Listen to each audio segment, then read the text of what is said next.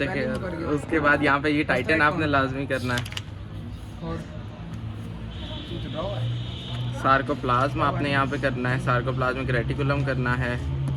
ये आपके वही पुराने कॉन्सेप्ट हैं सारे के सारे। आपको ये general mechanism of muscle contraction के आपको ये इसी तरह स्टेप्स वगैरह कर देगा। अच्छा, इस चैप्टर के अंदर मुझे ज़्यादा ही ना जुनून चढ़ गया था, तो मैंने क्या किया था कि मैंने इसमें ना हर चीज़ के ना ये स्टिकी नोट्स पे ना फ्लो चार्ट्स बनाना स्टार्ट कर देते हैं। ऐसा भी नहीं करना है कि हर चीज़ के फ्लो चार्ट नहीं बना देने। जो इंपॉर्टेंट सवाल होते हैं ना सिर्फ आपने उसके फ्लो चार्ट बनाने होते हैं। जिस तरह मैं अगर कह रहा हूँ जनरल मैकेनिज्म, तो इसके यहाँ पे पॉइंट्स बने हुए ना, तो आपने ये पॉइंट्स को ही फ्लो चार्ट के तौर पर समझ के कर लीजिएगा। अब जिस तरह ना मैं हर लाइन को जिस तरह मैंने फ्लो चार्ट कर लिया ना, ऐसा भी नहीं करना है आप लोगों ने। उसके बाद यहाँ पे आ जाता है ये स्लाइडिंग फिलामेंट मॉडल, ये स्लाइडिंग फिलामेंट मैकेनिज्म। इसकी डायग्राम करनी है आपने, और वही जो आपके 4 स्टेप्स आपने ना एफएससी में भी पढ़े होंगे, तो ये वही वाले स्टेप्स हैं, ठीक है। चाहे तो इसका ये फ्लो चार्ट इस तरह का बना के, छोटा सा फ्लो चार्ट होता है, छोटा सा ये चुके है, तो आप इस तरह फ्लो चार्ट बना के लिखेंगे ना तो ज़्यादा नंबर मिल जाएंगे।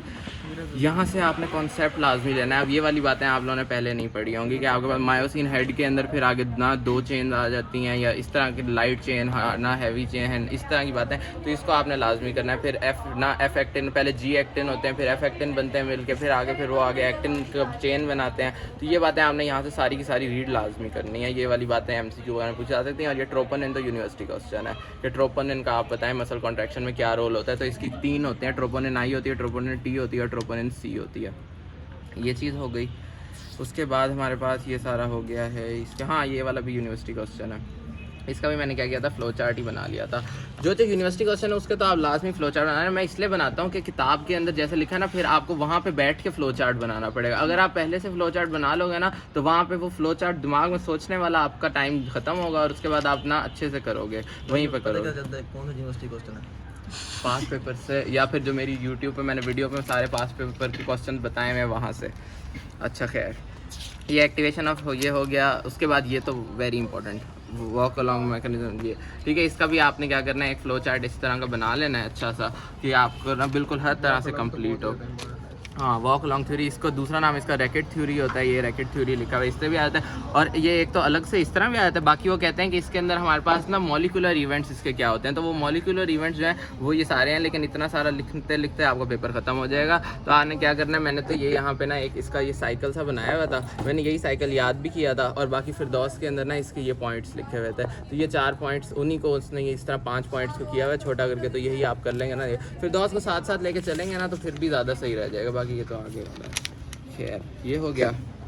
बाकी ये चीज़ें काट दें, इसको कोई करने की ज़रूरत नहीं है इनको।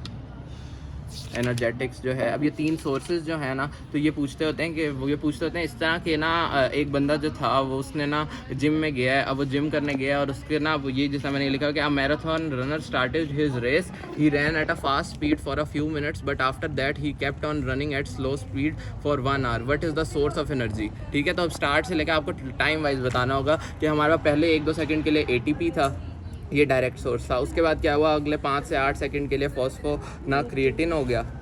इस तरह हमारे पास ना आपने करके, और फिर यहाँ पे जिस तरह ये 3 ना लिखे हुए हैं, फर्स्ट सोर्स ये है हमारे पास, सेकंड सोर्स ये है, थर्ड सोर्स ये है। तो इस तरह 95% इससे होती है। तो ये बात आपने इस तरह कर लेनी है।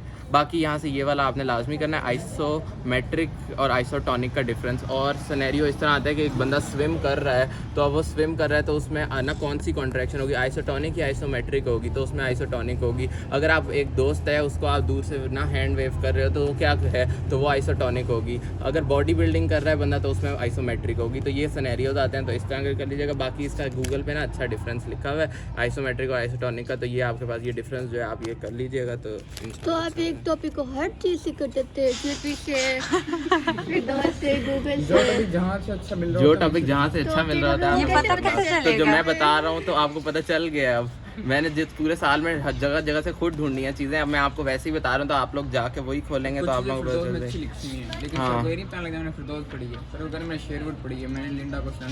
बिल्कुल। मैंने क्या नाम सर वैसे ये पूछते ही नहीं है कि कौन सी किताब पढ़ी है। सर कहेंगे कि आपने अपनी गाइडन लिखी है। सर सिर्फ यही पूछते होते हैं कि कहते हैं अपनी गाइडन आप हमसे। बिल्कुल खैर, उसके बाद मैं तो कह सकता हूँ सर मैंने अपनी पूरी गाइडन लिखी है, क्योंकि मैंने असल में पूरी गाइडन लिखी थी। खैर, आइसोटोनिक और आइसोमेट्रिक का डिफरेंस हो गया। उसके बाद यहाँ से स्लो फाइबर्स और फास्ट फाइबर का डिफरेंस। अब मैंने ना ज़्यादा ही इसके लिए ना 20-25 के इसके पॉइंट्स कर लिए थे, इतना करने की ज़रूरत बिल्कुल भी नहीं है। आप लोग यहीं पे जो 5 लिखे हैं ना वही याद कर लेना, पेपर में उतने ही लिखने काफ़ी हैं, ठीक है। ज़्यादा चीज़ों में घुसेंगे ना तो फिर आपका वैसे ना जो अब बाकी चीज़ें रह जाएंगी, तो इसलिए ना यहाँ ये नहीं करिएगा, बस यही जो पॉइंट्स हैं ना इन्हीं को आपने ना वो करके डिफरेंस फॉर्म में करना है। उसके बाद ये मोटर यूनिट का सर पूछते होते हैं कि मोटर यूनिट क्या होता है, ये सर ने वाइवा में पूछा था। हाँ, मोटर यूनिट का आपको आना चाहिए। इसके अलावा आपको ना यहाँ पे अब समेशन 2 तरह की है ना, तो इसके अंदर मल्टीपल फाइबर समेशन ये इतनी इंपॉर्टेंट नहीं, लेकिन ये फ्रीक्वेंसी समेशन बहुत इंपॉर्टेंट है। इसमें ये टेटनाइजेशन, ये तो यूनिवर्सिटी क्वेश्चन है। यूनिवर्सिटी क्वेश्चन में ना वो पूछते हैं टेटनी और टेटनाइजेशन का डिफरेंस, ठीक है। तो ये अब आपको लाजमी आना चाहिए कि टेटनी और टेटनाइजेशन का डिफरेंस क्या है। उसके बाद आप देखें तो अब यहाँ पे ये आगे सारी चीज़ें इंपॉर्टेंट है। ये ट्रेपीज इफेक्ट जो है ये बहुत इंपॉर्टेंट है, इसे स्टेयरकेस इफेक्ट कहते हैं। स्केलेटल मसल टोन जो है वो बहुत इंपॉर्टेंट है। उसके बाद हमारे पास ना मसल फैटीग जो है ये भी बहुत इंपॉर्टेंट है। इसके भी इसी तरह फ्लो चार्ट्स टाइप बना लीजिएगा, चीज़ों के फ्लो चार्ट बनाते रहेंगे तो आपको ज़्यादा सही रह जाएगा। और हाँ, फिर डॉस में ना ये मसल फैटीग की कॉजेज़ भी लिखी हुई हैं, तो यहाँ पे भी लिखी हुई है लेकिन थोड़ी लिखी हुई हैं, तो ना यहाँ पे ज़्यादा कॉजेज़ जो होंगी ना ये। अच्छा इधर आना नादिर, ये नादिर है और ये मैं हूँ, शक्लें बिल्कुल भी नहीं मिलती है, ठीक है यार। ये नादिर है और मैं शुएब हूँ, ठीक है, कि शक्लें बिल्कुल नहीं मिलती, अभी पहचान लें आप लोग। अच्छा उसके बाद हमारे पास ना यहाँ पे अच्छा ये मसल फैटीग। अच्छा उसके बाद हमारे पास ना ये लीवर सिस्टम को आपने छोड़ देना है, लेकिन ना एक चीज़ आपने यहाँ से करनी है, और ये चीज़ आपने करनी है बच्चों को डिप्रेशन देने के लिए कि काइनेसियोलॉजी जो है वो क्या होती है। अब ना मैंने जब ये काइनेसियोलॉजी बच्चों को डिप्रेशन देने के लिए करनी है, मैंने जब लास्ट तैयारी कर रहा था ना तब ये कोई भी नहीं पढ़ता होता, तो ना मेरे दोस्त बड़े कॉन्फिडेंट थे कि हमने 4 रिवीजन कर ली, मैंने तो आधी रिवीजन सिर्फ की थी। मैंने कहा अच्छा चलो मैं तुमसे सवाल करता हूँ, तो मैंने ये वाला सवाल किया, उनको नहीं आता, तो उनको वहीं पर डिप्रेशन स्टार्ट हो गया। तो इस वजह से ना आप ऐसी चीज़ों को ढूंढ के ना दूसरों से पूछा करें। तो काइनेसियोलॉजी जो है वो यहाँ पे, हाँ बिल्कुल बिल्कुल बिल्कुल। अब हमारे पास ये मसल हाइपरट्रॉफी इंपॉर्टेंट है और मसल एट्रॉफी इंपॉर्टेंट है, ये आपको लाजमी सा कॉन्सेप्ट आना चाहिए। हाँ, ये मसल हाइपरट्रॉफी एट्रॉफी का डिफरेंस, उसकी एग्जांपल हाइपरट्रॉफी और हाइपरप्लेजिया का डिफरेंस ये भी आता होता है, ठीक हो गया। तो आपने ये सारी लाजमी करनी है चीज़ें। और असेसमेंट्स में ऐसे नहीं आएगा हाइपरट्रॉफी एट्रॉफी, वो सिनेरियो देंगे, हाँ बिल्कुल, कि एक बंदे की वो कह देंगे कि एक बंदा पता चल जाएगा, नहीं पता चलेगा। अगर आप लोगों को असेसमेंट के बाद पता चलेगा असेसमेंट के बाद जब आप लोग पेपर लेके हमारे पास आएंगे ना तब आप लोगों को पता चलेगा। खैर उसके बाद ना मसल लेकिन ना अभी अगर चीज़ों गाइटन को अच्छे से पढ़ेंगे ना तो हो जाएंगी चीज़ें, हो जाता होता है। हाँ। मतलब अगर सही से पढ़ा हो तो, अगर एक्शन की तरह पढ़ा रट्टा मारे तो बिल्कुल रट्टा किसी चीज़ को नहीं लगाना है। मुझे इसमें से एक लफ्ज़ नहीं याद, ठीक है। आपको चीज़ें प्रॉफ जब बैठे होते हैं ना आप पेपर में, आपके हाथ से खुद ही चीज़ें निकल रही होती हैं, आपने सिर्फ और सिर्फ कॉन्सेप्ट बनाने हैं अपने चीज़ों के कि किस तरह ये स्टोरीज बनाते जाएं। अब जिस तरह हम ये muscle denervation causes rapid atrophy, तो ये कैसे होता है, ये आप ग्रॉस में भी डिफरेंट चीज़ों में पढ़ते हैं कि नर्व सप्लाई खत्म हो गई है तो वहाँ का मसल इतना डैमेज हो रहा है। अब ये क्यों हो रहा है, तो ये यहाँ पे लिखा हुआ है, उसकी फिजियोलॉजी यहाँ पे लिखी हुई है कि जब मसल की डीनर्वेशन होती है तो जो सेल्स नॉर्मल होते हैं वो हमारे पास ना वो फाइब्रोटिक मास से ना रिप्लेस हो जाते हैं। फाइब्रोटिक मास के अंदर टेंडेंसी होती है कि वो हमारे पास ना कॉन्ट्रैक्चर कराता है, तो जब वो कॉन्ट्रैक्शन होती है तो जिसकी वजह से हमारे पास क्या होती है, एट्रॉफी हो जाती है। तो ये हमारे पास टोटल जो है ये वाला इसकी फिजियोलॉजी थी, तो आपने यहाँ से कर लेनी है। पोलियोमाइलाइटिस यहाँ पे लिखा हुआ है कि उसके अंदर हमारे पास उससे रिकवरी कैसी होती है, ये भी करना है। रिगर मॉर्टिस ये यूनिवर्सिटी क्वेश्चन है और बहुत इंपॉर्टेंट है, ये हमारा सवाल आया था। हर जगह आया होगा, असेसमेंट में आया होगा, स्टेज में, हर जगह। मस्कुलर डिस्ट्रॉफी हमारा ना स्प्रॉफ का सवाल था। मस्कुलर डिस्ट्रॉफी इसके अंदर ना 2 थी, ड्यूशीन डिफॉर्मिटी, कहाँ की ड्यूशीन, इसका नाम लिखा हुआ है ये ड्यूशीन, ये और इसके अलावा हमारे पास ये पेपर से निकल के कह रहा था कि पता नहीं क्या है, कह रही है ड्यूशीन मस्कुलर दूसरा, साथ में तो लैम्बर्ट ईटन था, लैम्बर्ट ईटन वो यार कई वालों के नोट्स में लिखा हुआ था। नहीं यहाँ पे भी जेपी में भी लिखा हुआ था। खैर हमारे पास जेपी यार बहुत अच्छी किताब है उसके। हाँ, ड्यूशीन मस्कुलर डिस्ट्रॉफी आपने लाजमी करना, ये प्रॉफ का भी सवाल है, ठीक है। और इसके अलावा सर्वाइवल में भी बहुत पूछते हैं, और इसमें ना सर की स्लाइड्स में आपको ये बात मिलेगी, ठीक है, ये वाली बात जो है ना आपको और कहीं नहीं मिलेगी। और सर ये वाइवा में लाजमी पूछते होते हैं कि ये डिस्ट्रोफिन है क्या, तो ये ग्लाइकोप्रोटीन कॉम्प्लेक्स है। और ये वाला चैप्टर सर पढ़ाएंगे? नहीं सर नहीं पढ़ाते, लेकिन सर की स्लाइड्स हर टॉपिक पे हैं, ठीक है। लेकिन तो और सर के पास जब वाइवा होते हैं ना हर टॉपिक के, तो सर बहुत अजीब अजीब सवाल करते हैं और बहुत बेइज्जती करके भेजते हैं। उसके बाद हमारे पास ये आपको लाजमी आना चाहिए, ये वो बातें होती हैं जो आपको दूसरों से फिर ना डिफ्रेंशिएट कर देती हैं। उसके बाद आपके पास ना ये सारी जो थी ना ये थोड़े से क्लिनिकल बातें थी, और ये हमारे पास ना वो फिरदौस में लिखी हुई थी, तो ये आप लोग फिरदौस से देख सकते हैं। चीज़ों को लेकिन एक ही जगह पे ट्रांसफ़र कर लेना तो आप लोगों के लिए लास्ट रिवीजन आसान रह जाएगी। बायोकेमिस्ट्री में भी आपने ऐसे किया हुआ है? बायोकेमिस्ट्री का जब हम पढ़ेंगे तब मैं बताऊंगा। उसके बाद ये हमारे पास चैप्टर नंबर 7 है, जिसके अंदर हमारे पास आता है न्यूरोमस्कुलर ट्रांसमिशन। ये भी हमारा प्रॉफ का सवाल था, न्यूरोमस्कुलर ट्रांसमिशन। तो मैंने इसके अंदर यही किया था कि मैंने यही सारे के सारे पॉइंट्स बना के फ्लो चार्ट लिखा था। उन्होंने डायग्राम भी मांगी थी तो मैंने यही वाली डायग्राम लिखी थी। अब ये वाली डायग्राम जो है ना, ये ना आपको कहीं नहीं मिलेगी, लेकिन ये मैंने इस तरह करके लिखी थी। एक तरफ इसका बायोलॉजिकल एस्पेक्ट लिखा था और एक तरफ इसका मॉर्फोलॉजिकल एस्पेक्ट लिखा था कि इधर से हमारे पास ये एसिटाइल कोलिन रिलीज होकर किस तरह जाके कर रहे हैं, और दूसरी तरफ कि हमारे पास मॉलिक्यूलर लेवल पे क्या हो रहा है। तो इससे ये वाली डायग्राम अगर आप बना देंगे ना तो आपको ना एग्जामिनर पे एक अच्छा इंप्रेशन जाएगा। हर सवाल किसी अलग अलग टीचर्स ने चेक करना होता है, इसलिए हर सवाल के ऊपर आपने अलग से मेहनत करनी होती है। ये नहीं होता कि पहला सवाल अच्छा हो गया FSE की तरह तो बस आ गया, वो नंबर पे नंबर देते रहेंगे।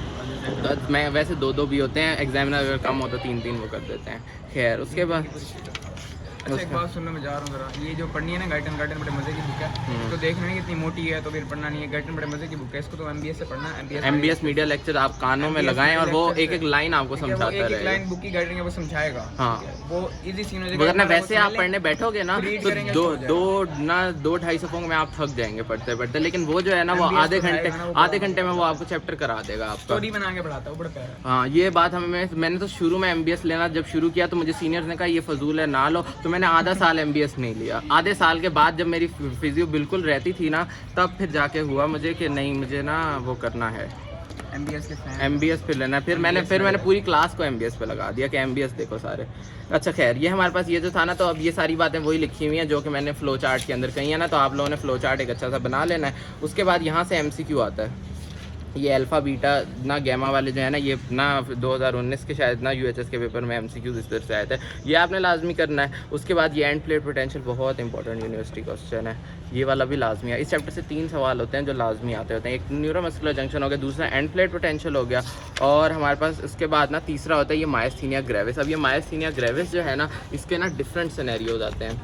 जिस तरह वो पूछ लेते हैं कि डिप्लोपिया हो गया बंदे को, सीवियर मस्कुलर वीकनेस, फटीग, ये सारे सिनेरियोज पास्ट पेपर्स में आए हुए हैं। तो मैंने इन सारों को एक ही तरफ करके लिख लिया था ताकि कोई भी आ जाए तो डिटेक्ट हो जाए। अब ये मायस्थीनिया ग्रेविस से ना मिलती जुलती है एक डिजीज़ है जिसको हम कहते हैं लैम्बर्ट ईटन सिंड्रोम। ये आपको गाइटन में नहीं मिलेगी, ये आपको मिलेगी JP में मिलेगी, तो आप लोगों ने ये वहाँ से लाजमी देखनी है। असल में होता क्या है कि हमारे पास ना, अभी मैंने यहाँ पे ये दिखाया है ना, हमारे पास यहाँ पे जो पोस्ट साइनेप्टिक मेम्ब्रेन के ऊपर ये जो रिसेप्टर्स हैं ना, अगर इनके खिलाफ एंटीबॉडीज़ बन जाए तो मायस्थीनिया ग्रेविस हो जाता है। और अगर यहाँ पे जो पीछे कैल्शियम चैनल्स हैं ना जो प्री साइनेप्टिक मेम्ब्रेन पे, अगर उनके खिलाफ एंटीबॉडीज़ बन जाए तो लैम्बर्ट ईटन सिंड्रोम हो जाता है। दोनों के ना जो आगे सिम्टम्स होते हैं वो तकरीबन सेम होते हैं, लेकिन हमारे पास ना दोनों डिजीज़ डिफरेंट हैं। तो सिनेरियो से डिफरेंट बनाएंगे ना तो उसमें सिर्फ एक लफ्ज़ डिफरेंस होगा कि हमारे पास ना प्री साइनेप्टिक मेम्ब्रेन को डैमेज हुआ है या पोस्ट साइनेप्टिक मेम्ब्रेन को, तो आपने वहीं से ना ये करना होगा। फिर हमारा वो टेस्ट में एक सर ने दिया था लैम्बर्ट ईटन सिंड्रोम, तब तो मैं मायस्थीनिया ग्रेविस लिख के आया था। उसके बाद वाइवा में फिर सर ने कहा कि ना लैम्बर्ट ईटन सर को मैंने बड़े मज़े से बताया कि ना सर एक लैम्ब होती है वो ना जाके उस कैल्शियम चैनल को ईट कर लेती है, तो इसको हम कहते हैं लैम्बर्ट ईटन सिंड्रोम। मेरा कॉन्सेप्ट क्योंकि मैंने ना वहाँ से ना गूगल से लिया होता तो इसी तरह का था, तो सर कहते हैं तुमने बड़े मज़े से चीज़ों को बताया लेकिन फिर भी तुम्हारा नॉलेज जो है ना वो पूरा नहीं है। मैंने कहा ठीक हो गया सर, ठीक है। अच्छा खैर उसके बाद सर कभी भी खुश नहीं होता। प्रॉफ में तो सर ने मुझे कहा था I expected great from you but you are making blunders after blunders, लेकिन सर ने फिर भी 90 नंबर दे दिए क्योंकि पूरे साल मेरी सारी असेसमेंट्स पास थी, और ना उसके अलावा ना मैं वाइवास में भी सर को अच्छा सुनाता रहा था, तो जिसकी वजह से ना सर शॉर्ट टेस्ट भी मेरे पास थे। अच्छा उसके बाद हमारे पास सर ये नहीं करते कि आखिर में अगर गंदा हो गया तो गंदा ही करेंगे, सर पूरे साल की मेहनत देखते हैं। अच्छा और इसके अलावा यहाँ से ये ड्रग्स लाजमी करनी है, ड्रग्स उनके इफेक्ट्स ये लाजमी, ये बहुत इंपॉर्टेंट है, बहुत इंपॉर्टेंट। अच्छा एक ना आपको चैनल मैं बताता हूँ, नया चैनल ही मुझे मिला, मैं सेकंड ईयर में उसी के कर रहा, EDU क्लब है शायद, इस तरह का कुछ है, देख लीजिएगा इसी तरह की होगी। वो ना अच्छे फ्लो चार्ट्स बनाता है, उसके मैंने देखे थे। इसके एंड में मुझे प्रॉफ के बाद वाइवा से पहले मुझे वो मिला था, उसके अंदर वो काफ़ी अच्छे फ्लो चार्ट बना, जिस तरह अब अगर मैं बताऊँ ना, आप लोगों की क्लास नहीं जिस तरह कल मैंने बैठ के ना इसी बंदे के देख के ना मैंने ये सारे के सारे नोट्स बना रहा था, तो ये इस तरह के ना ये फ्लो चार्ट्स की फॉर्म में ना चीज़ों को बता रहा था। तो यानी मैं खुद भी बनाता तो इसी तरह के बनाता, अब उसने पहले से बनाए हुए थे ना तो उसको देख के करने में मुझे ज़्यादा आसानी रह गई। तो हम कौन सा अभी मैंने बताया तो है। MBS तो आप समझने के लिए लाजमी फॉलो करें, और अगर नोट्स वगैरह बनाने हैं ना या फ्लो चार्ट्स देखने हैं तो मैंने कहा है कि इसका EDU क्लब के ना थोड़े बहुत देख लीजिएगा, ठीक हो गया। बाकी ना ये वाला एक्साइटेशन कॉन्ट्रैक्शन कपलिंग ये अलग से यूनिवर्सिटी क्वेश्चन है, इसका ना मैंने पीछे बनाया हुआ है। ये कहाँ गया चैप्टर के स्टार्ट में था इस वाले चैप्टर के। ये मैंने यहाँ पे इसका फ्लो चार्ट बनाया हुआ है, आपने इसी तरह का फ्लो चार्ट एक बना लेना है तो आपको ये वाला ना एक्साइटेशन कॉन्ट्रैक्शन कपलिंग कैसे होती है। अच्छा, इसके अलावा आपके जो ना टेस्ट होंगे उसमें सर सिनेरियो देंगे कि एक बंदा था वो कोला ड्रिंक ज़्यादा पीता था, तो अब बताएं एनर्जी ड्रिंक ज़्यादा लेता था तो क्या होता है, तो उसमें हाइपरग्लाइसीमिया हो जाता है। हाइपरग्लाइसीमिया होने से क्या होता है, ग्लूकोज लेवल बढ़ रहा है, ग्लूकोज जो होगा वो एसिड में कन्वर्ट होएगा ऑक्सीडेशन से, उससे क्या होगा हमारे पास हाइड्रोजन आयन ज़्यादा होंगे एसिड प्रोडक्शन ज़्यादा की वजह से, उससे क्या होगा हमारे पास एक्स्ट्रा सेलुलर पॉजिटिविटी जो होगी वो बढ़ जाएगी। ये हमारे पास ना सोडियम का अंदर आना जो होगा उसको ना वो करेगा, फेवर करेगा, इस तरह हमारे पास डीपोलराइजेशन फास्ट हो जाएगी, ठीक है। तो ये सर इस तरह के सवालात कर लेते होते हैं, तो आप लोगों ने ये करना है। इसके अंदर हमारे पास हाइपोकैल्सीमिया होगा, हाइपोकैलीमिया होगा, हाइपरपोलराइजेशन होगी। इसी तरह अगला पूछ लेते हैं कि अगर कोई एल्डोस्टेरॉन स्क्रीटिंग ट्यूमर आ गया किसी के अंदर तो उसमें क्या होगा, तो उसमें हाइपरनाइट्रीमिया हो जाएगा।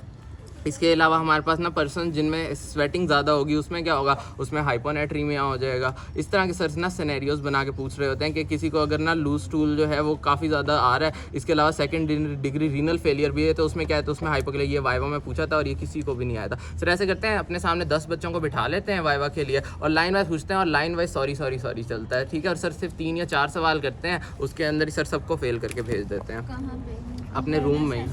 नहीं, अपने उसमें जो हम सर ये टेस्ट लेते होते हैं ना तो उसके अंदर ना शॉर्ट टेस्ट आप लोगों के होते हैं एंड में जाके 1 महीने के अंदर। फिजियो वाले ही सिर्फ लेते हैं। फिजियो वाले वैसे वो वाइड है जो आपकी तैयारी कराना चाहते होते हैं, तो फिजियो वालों के साथ कोऑपरेट करके चलिएगा। बायोकेम वाले तो आप लोगों का बस टाइम गुजरवाएंगे, बायोकेम खुद ही पढ़नी है। बायोकेम तो मैंने प्रेप्स में की थी जाके, इसीलिए मेरे उसमें सबसे कम नंबर है। नहीं वैसे मेरे फिजियो में ज़्यादा कम नंबर आए हैं, वो तो वाइवा में आए हैं ना। मेरे थ्योरी का पेपर मुश्किल था तो 72.5 आए। उसमें हार्पर में दी हुई नहीं है पूरी, हार्पर करते हैं, सत्या तो कहते हैं वो तो वो हार्पर की बजाय भी वो हालपल कहते हैं ज़्यादातर लोग हार्पर को भी, लेकिन ना ये हार्पर के अंदर कुछ नहीं दिया। आप लोगों को हार्पर से पेपर नहीं क्लियर होगा, आप लोगों का लेपिन और सत्या से होगा। और हार्पर से मार्किंग जो मैंने वो ग्रुप पे भेजी थी ना, वो यूट्यूब का लिंक भेजा था वो टूवर्ड्स मेडिसिन वाला, उसको आप अगर देखेंगे ना उसके अंदर वो तीनों किताबों में से हार्पर से जो करना है, सत्या से जो करना है और ना लेपिन से जो करना है ना, उसने सारा को सारा मार्क किया हुआ है। तो वहाँ से मुझे वो एंड में जाके वो मिला था, वो बंदा वो कोई केई का बंदा था, तो उसने शेड ना जो सिलेबस की मार्किंग के हिसाब से मार्किंग की हुई थी। यहाँ मैंने ग्रुप पे भेजा हुआ है लिंक, टूवर्ड्स मेडिसिन शायद। बस न्यूरोमस्कुलर जंक्शन तो वो नर्व एंड मसल तो ख़त्म करने दें। उसके बाद ये वाला तो मैंने कहा इसका वो करना है, और साथ में ये डायग्राम आपने इसकी लाजमी करनी है। ये मैलिग्नेंट हाइपरथर्मिया जो है ना, ये आपने करना है। मैलिग्नेंट हाइपरथर्मिया ये अंदर ना रेयानोडीन रिसेप्टर जो है उसकी ना वो होती है, डैमेज होती है।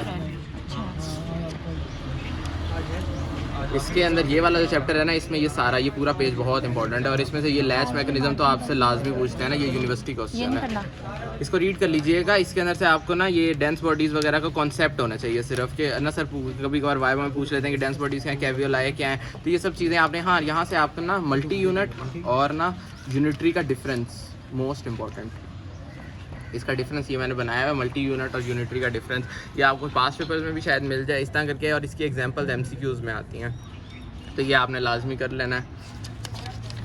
इसके अलावा बस इसको ना रीड कर लीजिएगा, ऐसा चीज़ इंपॉर्टेंट नहीं है, बस ये 80% 30% देख लीजिएगा ये, लेकिन बहुत इंपॉर्टेंट है ये तो सर को सारे ही बहुत पसंद है ना। सर अलग अलग ही सारे भी पूछ लेते हैं। बाकी सवाल आ जाता है कि characteristics of smooth muscle contraction बताएं, तो आपके पास ना आपको ये सारी हेडिंग्स लिख के एक एक लाइन में इनको सबको एक्सप्लेन भी करना होता है, तो ये सारे आपने करने हैं। फिर आगे हमारे पास ना ये रेगुलेशन ऑफ ये वाले जो हैं, तो इसके अंदर ना अब आपने ये दोनों वाले बाकी चीज़ें करने की ज़रूरत ऐसा नहीं है, मैंने तो पूरा साल शायद नहीं की, एक दफ़ा शायद किया हूँ। तो ये हमारे पास ना ये आपने दोनों लाजमी करने हैं, और इधर से ये कैवियोलाई लाजमी ये करने हैं, ये बहुत इंपॉर्टेंट है, सर को बहुत पसंद है ये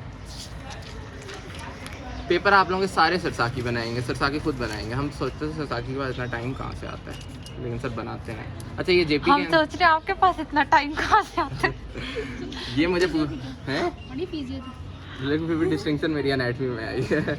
नहीं मैंने एनाटमी जो नोट में तो आप दूसरे को भी पढ़ाते थे।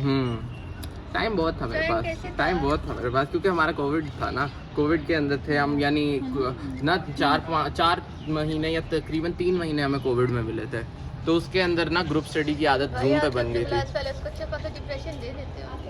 हाँ, डिप्रेशन बहुत देना है खैर उसके बाद ना, लेकिन क्लास फेलो मुझे ज़्यादा डिप्रेशन देते हैं। वो कैसे? वो कैसे? क्योंकि वो पढ़ते ज़्यादा हैं, मैं पढ़ता नहीं हूँ। मैं ना ये तो मैंने एंजॉय करते करते पढ़ लिया था। अच्छा खैर खैर खैर खैर खैर हाँ, ये तो था ना। अच्छा ये तो हो गया ना, इसके अलावा हमारे पास एक्साइटेटरी और ना इनहिबिटरी रिसेप्टर्स, इनका आप देख लीजिएगा। नहीं डिफरेंस नहीं है इनका, बस इनको आपको ना कॉन्सेप्ट होना चाहिए। उसके बाद ये हमारा प्रॉफ का सवाल था, स्पाइक पोटेंशियल यहाँ पे दिए हुए हैं, ये पूछे थे। इसके अलावा पेस मेकर पोटेंशियल आगे हार्ट में आएंगे, ये हमारा प्रॉफ का सवाल था, तो ये आपको लाजमी आना चाहिए चीज़। इसके अलावा ये कैल्शियम के चैनल्स का ना, यहाँ पे क्या काम होता है, ये आपको इसका कॉन्सेप्ट लाजमी चाहिए। वाइवा में पूछते होते हैं कि स्मूथ मसल में कैल्शियम का क्या काम है, हमने स्केलेटल का तो पढ़ा था, तो ये हमारे पास स्मूथ मसल में क्या काम है, तो ये आपने देख लेना है। स्लो वेव पोटेंशियल यहाँ पे भी इंपॉर्टेंट है, बाकी सेकंड ईयर में भी ये इंपॉर्टेंट होगा, तो यहीं पर कॉन्सेप्ट ले लीजिएगा। यहाँ पे आपको जंक्शनल पोटेंशियल का वर्ड मिलेगा, ये सर पूछ लेते होते हैं, किसी को पता ही नहीं होता, तो ये आपने देख लेना है। बाकी खत्म। अच्छा आखिर में ये सवाल तो मैम मरियम कहती हैं कि मैं हर पेपर में दूंगी ना, कि स्केलेटल मसल, कार्डिक मसल और स्मूथ मसल का डिफरेंस, तो ये था जेपी के अंदर दिया हुआ, लेकिन इसके अंदर ना इसका एक्शन पोटेंशियल का डिफरेंस है नहीं, वो यानी 2 तरह से सवाल देते हैं, या तो वो कहते हैं इन तीनों का डिफरेंस कर लेते हैं, या फिर वो कहते हैं इनके एक्शन पोटेंशियल का। फिजियो में ज़्यादातर इसके एक्शन पोटेंशियल का डिफरेंस आता है, तो वो आप लोग करिएगा BRS से, ठीक है। मैंने भी BRS से और ना इस तरह शायद फिरदौस से मिला के बनाया हुआ है, तो ये आपको तीनों का ही आना चाहिए, और ये लाजमी पेपर के अंदर वो पूछते होते हैं। हमारा असेसमेंट में भी ये सवाल आया था, ठीक होगा। बाकी लैच मैकेनिज्म जो है वो भी पास पेपर में ज़्यादा अच्छा करके दिया होता है बनिस्बत ना उसके, तो वो देख लीजिएगा। बाकी आप लोगों की पहली असेसमेंट अल्लाह करे अच्छी हो जाए, क्योंकि पहली असेसमेंट सबसे आसान होती है। मैंने पहली असेसमेंट पता है कैसे दी थी, मैंने सिर्फ पास पेपर के सवाल किए थे और मैंने कुछ भी नहीं किया था। और हमारे